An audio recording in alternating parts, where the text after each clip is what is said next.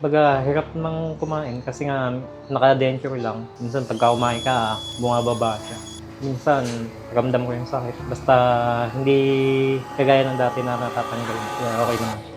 Sa ngayon kasi lang trabaho ngayon eh. Kumbaga, waiting for magtrabaho sa Korea bilang seasonal worker, farmer. Baga, hirap nang kumain kasi nga naka-denture lang.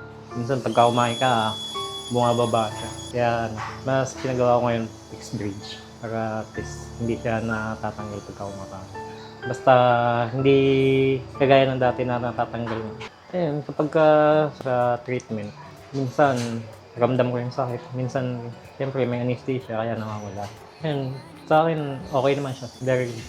Ayun, maraming salamat kay Dr. Sly sa mga staff and then sa gumawa sa denture at sa sa ngipin.